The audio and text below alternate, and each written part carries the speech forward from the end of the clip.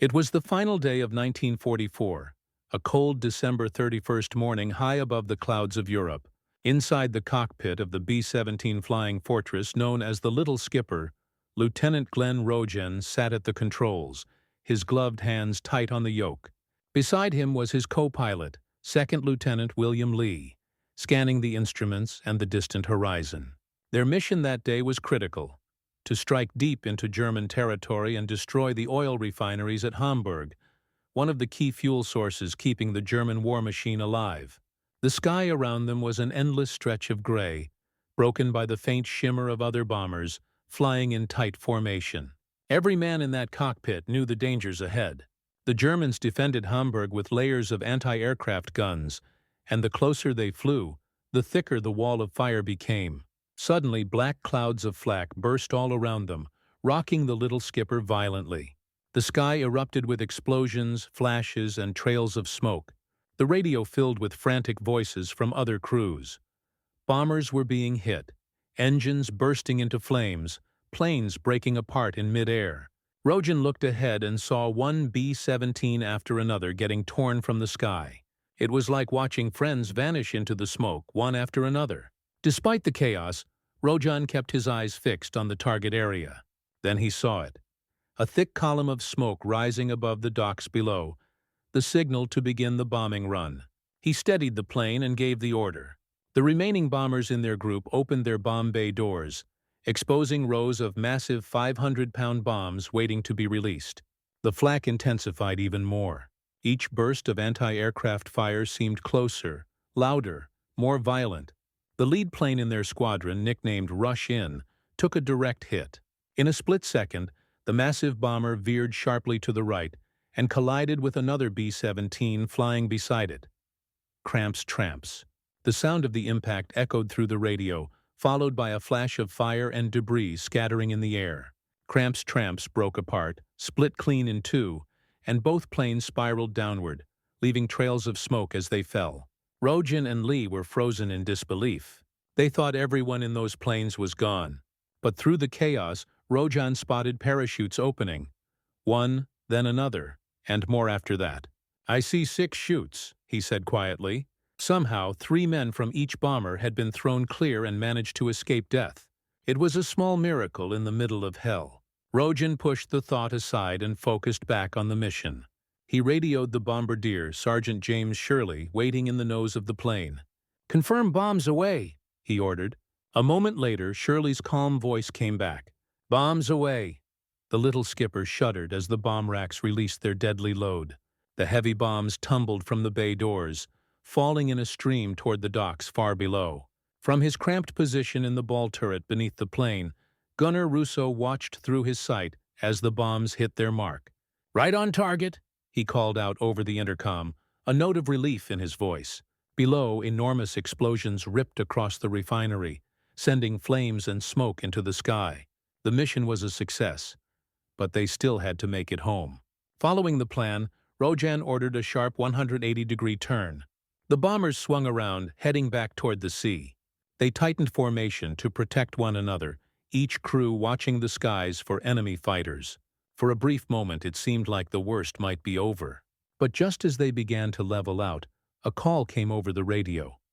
"Bandits, 5 o'clock high." 50 German fighters were closing in fast. The first attackers were jet-powered Messerschmitt Me-262s, faster than anything the Americans had ever faced. One of them shot past from above, its powerful Mk-108 cannons blazing. The bursts of fire tore through the formation, leaving trails of smoke and fragments of aluminum spinning through the air. The jet dove low, pulling away in a wide arc, its vapor trails glowing in the sunlight. It moved so fast that none of the gunners could even track it before it was gone. Then came the older but deadly Messerschmitt Bf-109s and Focke-Wulf 190s, swarming like angry hornets. They attacked head-on, guns flashing, trying to break apart the formation. To Rojan's right, another bomber named Faithful Forever lagged behind, already damaged from flak. It took another direct hit. Over the radio, its pilot, Second Lieutenant Leo Ross, called out, "Going down." Despite the damage, Ross managed to steady his bomber, keeping it level at 5,000 feet. One by one his crew jumped and their parachutes opened. They all survived. Back in the main group, things looked grim.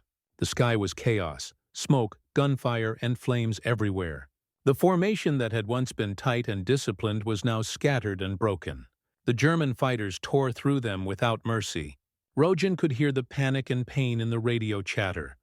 Planes going down, engines failing, men calling for help that would never come.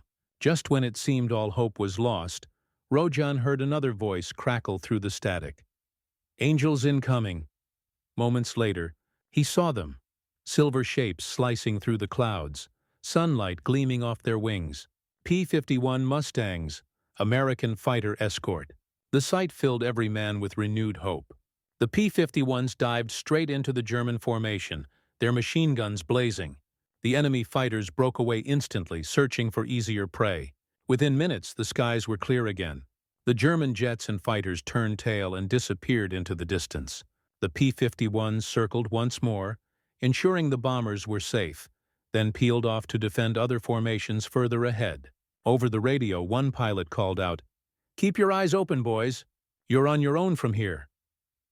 Now, the little skipper and what remained of Rojan's formation were alone again, flying over enemy territory with damaged planes and shaken crews. The engines rumbled steadily, the smell of smoke and oil filling the cockpit. Rojan looked at Lee. Both men exhausted, but still determined to make it home. Behind them, the sun was beginning to sink, casting a golden glow across the broken sky. The battle had taken everything from them: friends, machines, and nerves. But the mission had been completed. All they could do now was fly on and pray they would see England again. The little skipper shuddered as it crossed over the coastline. The crew exhausted but determined. "We're almost over the sea," Rojan called out, his voice steady but strained. "Hold on, everyone." Outside, the cold wind screamed past the fuselage, and through the windows the men could already see the dark bursts of flak lighting up the sky once again. They were flying northwest of Hamburg, and even though the city was far behind them, the German guns hadn't stopped firing. Each burst of flak sounded like thunder, shaking the entire aircraft. The sky filled with black smoke and deadly shrapnel. The crew held their breath every time they heard the sharp metallic clinks of fragments hitting the plane's body. The formation of bombers was struggling to stay together, but Rojan and Lee fought the controls, guiding the little skipper through the chaos. At last, after what felt like forever, they broke free of the flak zone and saw the gray waters of the North Sea below. The relief in the cockpit was almost physical. They had made it out of Germany.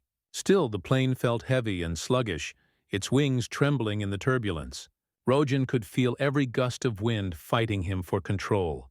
"We might just make it home," Lee said quietly, more as a prayer than a statement. The air, however, was getting rougher by the minute. The bombers could no longer hold a steady pattern. The once perfect formation began to break apart as turbulence tossed the heavy planes up and down like toys. One by one, the B-17s drifted slightly off course, trying to correct themselves but failing to stay aligned. Over the intercom, a crewman's voice crackled, "Everyone ready?" But before anyone could react, another danger appeared. From the east, another wave of German fighters roared into view. They had taken off from airfields near Bremen and Oldenburg, and now they were heading straight for the struggling bombers. The loose formation was easy prey. The American planes, already fighting the stormy air, tried to pull together again. But the turbulence made tight flying impossible. One bomber was hit, then another. Streams of smoke and fire poured from their engines, marking them as easy targets. The sky turned into a deadly game of survival. "Too many of them," shouted a gunner as dozens of enemy planes swarmed in. At 9 o'clock, a Messerschmitt Bf-109 came diving in head-on, its guns flashing bright in the gray sky. The bullets ripped straight through the cockpit of the lead plane in Rojan's group, a bomber called 9 Lives. Glass shattered, metal twisted, and in an instant, both pilots inside were killed. The rest of the crew didn't even realize it. The engines kept running, and the plane continued flying on its own, the dead pilot's hands still resting on the controls. In the little skipper, Rojan saw the gap in formation and reacted instinctively. "We're losing the lead. I'll take position," he said, pushing the throttles forward. He guided his bomber into the empty space, trying to hold the group together. His left hand gripped the control column while his right hovered near the throttle levers. "Does anyone see 9 lives?" he asked over the radio. "Where did it go?" "McNabb, respond!" But there was only static. He had no idea that McNabb and Vaughn, the pilots of 9 lives, were already gone. Their lifeless bodies slumped in their seats as the plane continued climbing on its own. Captain Ethan Porter, flying a nearby bomber, saw the horrifying sight unfold. 9 lives was drifting upward, out of control, directly toward the little skipper. He grabbed his radio and yelled, "Look out! You're going to collide!" But by the time his words reached them, it was already too late. At exactly 12:44, the two planes met with a deafening crash. The impact was so violent that Rojan and Lee were thrown hard against their seats. The little skipper shook like it had been struck by a giant hammer. Rojan's hand was flung from the throttles, and Lee's knees slammed painfully against the control column. "What in God's name was that?" someone shouted over the intercom. The cockpit filled with noise and the smell of smoke. Instruments flickered, but somehow the plane was still flying. "Balance crew, report! What just happened?" Rojan yelled. The two pilots quickly checked their systems. The hydraulics were weak, the controls sluggish, but miraculously, power still flowed through the aircraft. "You're not going to believe this," Lee said, his voice shaky. Rojan looked to his left and then behind him, and what he saw made his stomach drop. There, stuck into the underside of the little skipper, was the nose of another bomber. The 9 lives had rammed straight into them and jammed itself into their fuselage. The two massive bombers were now physically locked together, trapped in mid-air thousands of feet above the sea.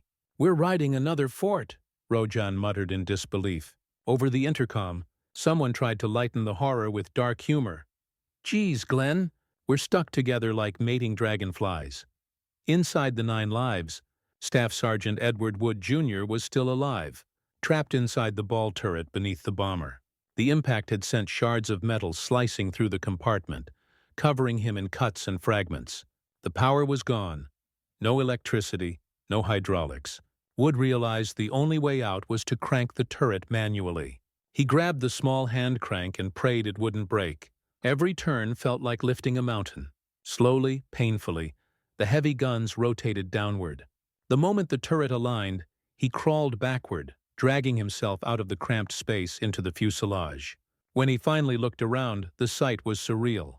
Pieces of metal hung loose, wires sparked, and smoke drifted through the air. Wood looked down the length of the fuselage, trying to understand what had happened. The front of his plane was literally stuck inside another B-17. Both aircraft were still in the air, locked together, falling slowly, and somehow still flying. The scene was one of total destruction, with broken metal scattered everywhere.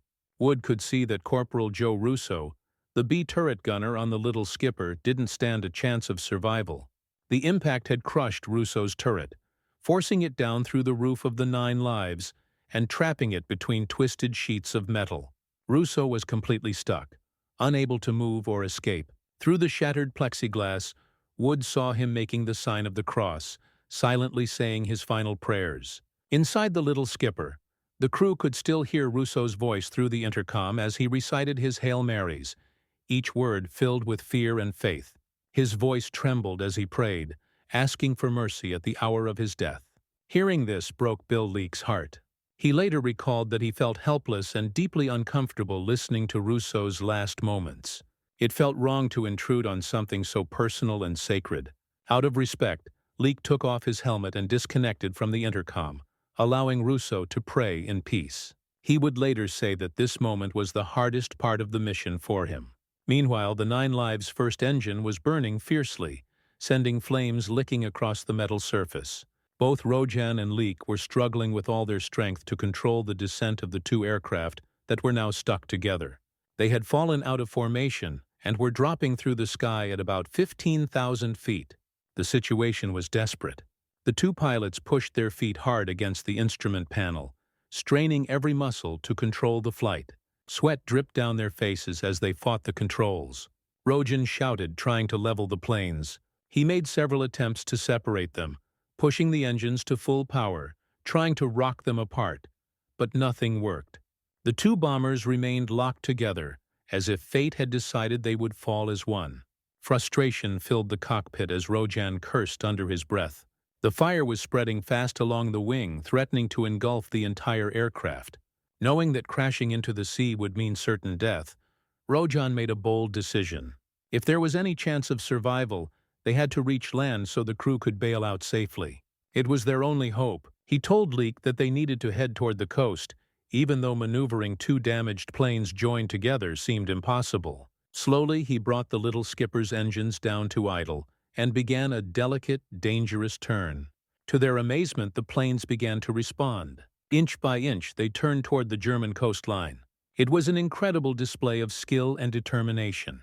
Both men gritted their teeth and pulled together, the controls fighting them every step of the way. Finally, the horizon shifted, and the dark line of the coast came into view. But their relief was short-lived. Flames now completely covered the left wing of the little skipper, and the heat was unbearable. Rojan could feel it burning through the aluminum skin of the fuselage and onto his face. As they neared land, German anti-aircraft guns started firing again, filling the sky with flak. Then came another terrifying sound. Their .50 caliber ammunition was cooking off in the flames, sending bullets wildly shooting in every direction. For a brief moment, Rojan and Leek locked eyes. No words were needed. They both knew the situation was nearly hopeless. Rojan grabbed the intercom and gave the command. They were almost over land, and it was time for the crew to jump. He ordered everyone to head for the tail door, the only exit left, even though it was surrounded by fire. In the back of the plane, 3 crewmen, Ellen, Newhouse, and Little, were still trying to save Russo. They could hear him praying inside the turret, his voice fading but steady. The men pulled and pushed with all their strength, but the turret wouldn't budge. Later, one of them said that no matter how hard they tried, it was jammed solid. There was simply no way to get Russo out. His last words were prayers to the Virgin Mary. With heavy hearts, the crew realized they had to leave him behind. They gave him one final look, then jumped through the smoke and flames into the open air. Far below, German soldiers stationed on the North Sea island of Wangerooge looked up in shock. They saw what seemed like a single monstrous aircraft made of 2 bombers fused together, limping toward land. One German officer, seeing the disaster unfolding above, realized the bombers were doomed and ordered his men not to fire. Inside the cockpit, time was running out. Rojan shouted to Leek that it was his last chance to bail out, but Leek refused to go. He knew that if he left, Rojan would lose control of the aircraft and die too. Determined to help his captain to the end, Leek shouted back that he was staying. Russo, trapped in his turret, never saw the ground rushing up to meet them. The earth came closer and closer until it filled the pilot's vision. Both Rojan and Leek began reciting their own prayers, their voices trembling as they prepared for the inevitable impact. A massive explosion tore through the sky as the 9 lives hit the ground, shattering into pieces. The force of the crash sent the little skipper hurtling upward like a spring before it came down again, smashing through a wooden building and breaking in half. Then at last, everything went still. When the dust settled, an unbelievable sight emerged. Rojan and Leek were both alive. Dazed and covered in cuts and bruises, they could hardly believe it. Leek crawled out through a hole in the wreckage and stumbled into the daylight. He patted his chest, searching for his cigarettes, desperate for a moment of calm after the chaos. But before he could light one, a German soldier appeared, pointing a rifle straight at him and motioning frantically toward the leaking fuel spilling across the wing. Thanks to Rojan and Leek's incredible flying skills and their will to survive, 6 members of the little skipper's crew and 4 from the 9 lives lived through the crash.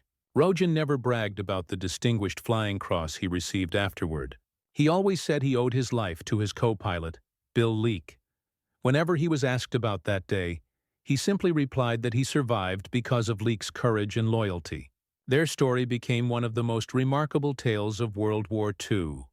2 bombers locked together in midair, 2 crews fighting against fire, gravity, and death itself, and 2 pilots who refused to give up on each other until the very end.